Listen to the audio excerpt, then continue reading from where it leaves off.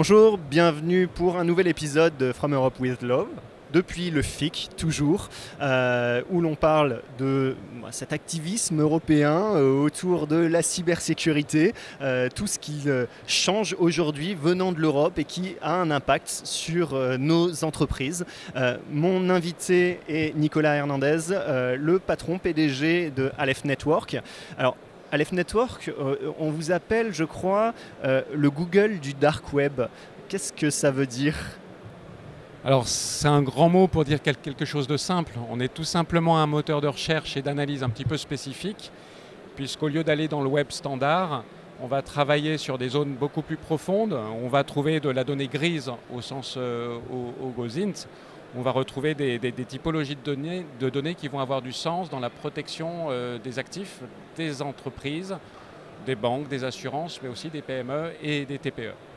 Alors vous citez les banques et ça m'intéresse parce que justement dans ce dynamisme européen réglementaire, il y a des sujets qui concernent spécialement le secteur financier et qui ne sont pas forcément connus des autres acteurs, mais je pense notamment à DORA, donc une réglementation qui porte le nom malheureux d'une jeune exploratrice et qui conduira sans doute à de nombreux jeux de mots autour de ça, mais surtout qui est très sérieuse sur le fait d'encourager les banques à penser différemment leur résilience numérique et ce que ça implique pour elles. Et vous êtes impliqué, il y a un intérêt pour Aleph Network de travailler sur cette future réglementation DORA. Est-ce que vous pouvez nous en dire plus ? Alors oui, on est très impliqué parce que ça fait maintenant plus de 10 ans qu'on travaille sur ces sujets. Donc nous, on voit l'arrivée de cette réglementation comme un grand progrès en termes de protection des organismes financiers, dans le sens où le côté bénéfique, c'est que ça va changer le mode de responsabilité de ces organismes-là, puisque un des points, c'est le point 2 de la réglementation DORA, va imposer aux organismes financiers de s'interroger sur la santé en termes de vol de données, entre autres, des fournisseurs qui sont liés à ces organismes financiers. Donc il y a un réel changement de posture. Avant, on avait des mouvements contractuels, c'est-à-dire qu'il y avait une forme de déresponsabilisation des organismes financiers qui s'appuyaient sur un contrat avec leurs fournisseurs. Aujourd'hui, ils vont être dans l'obligation d'aller s'interroger et de challenger leurs fournisseurs sur leur propre protection. Donc on n'est plus sur la protection de l'entité, on va tendre vers la protection d'un écosystème qui là prend tout son sens.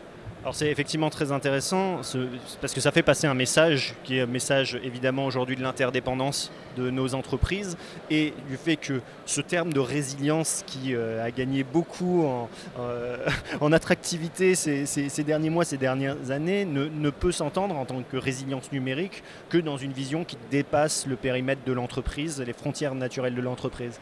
Et ça, vous le disiez, ça demande un changement de posture, un changement de façon de penser la résilience numérique. Concrètement, qu'est-ce que ça implique pour une banque ? Vous disiez aller au-delà du contrat, ça veut dire être plus exigeante vis-à-vis de ses fournisseurs ou les aider à monter en sécurité ? Alors effectivement, il y a un aspect, à mon sens, qui est bénéfique, c'est cette responsabilisation envers les fournisseurs, ça va permettre de faire monter tout le système en termes de résilience. Effectivement, on ne peut pas penser une résilience en ne pensant qu'à soi. Il faut qu'on pense à ces interdépendances. Et donc, ça va impliquer tous les écosystèmes dans cette montée en compétences et dans cette montée en résilience. Donc, cette démarche de recherche OSINT va s'appliquer au sens beaucoup plus large et le côté bénéfique par capillarité.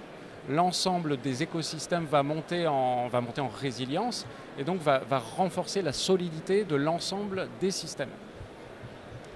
Les banques ont déjà beaucoup de réglementations qui s'appliquent à elles. Elles en gèrent en permanence.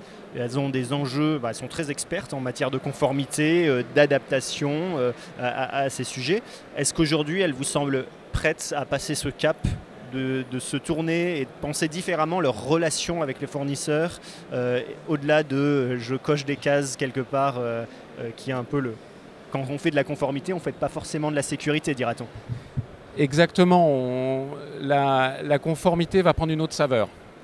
Il va vraiment y avoir des enjeux de souveraineté, c'est-à-dire quand j'ai un fournisseur ou un tiers de confiance et que je suis banquier, par exemple un cabinet d'avocats ou un notaire, s'il y a des faiblesses au sein de ce cabinet d'avocats et que des données stratégiques fuitent, ça met en danger l'organisme financier.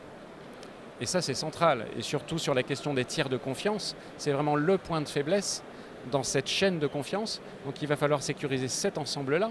Et puis il y a un autre point sur le choix des fournisseurs.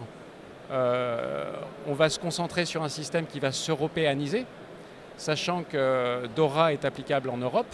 Et si j'ai des fournisseurs hors Europe, il va se poser la question, est-ce qu'il ne faut pas que je remette en question mes liens de fournisseurs avec un cabinet d'avocats qui est aux États-Unis, qui n'est pas soumis à DORA. Donc la sensation qu'on a, c'est que ça va reconcentrer au niveau de l'Europe et donc conforter cette résilience. En tout cas, c'est très intéressant de voir qu'il y a une mobilisation sur le sujet, qu'il y a des acteurs de la cyber suivent de très près pour pouvoir accompagner ces nouvelles exigences. Merci beaucoup Nicolas pour cet éclairage sur un sujet encore méconnu de l'écosystème. On aura l'occasion sans doute d'en reparler, mais je vous souhaite un très bon FIC. Il y a encore beaucoup d'autres sujets dont on va pouvoir parler lors de cet événement qui réunit tout l'écosystème et où c'est, j'imagine, l'occasion aussi pour vous de porter la bonne parole. Merci beaucoup.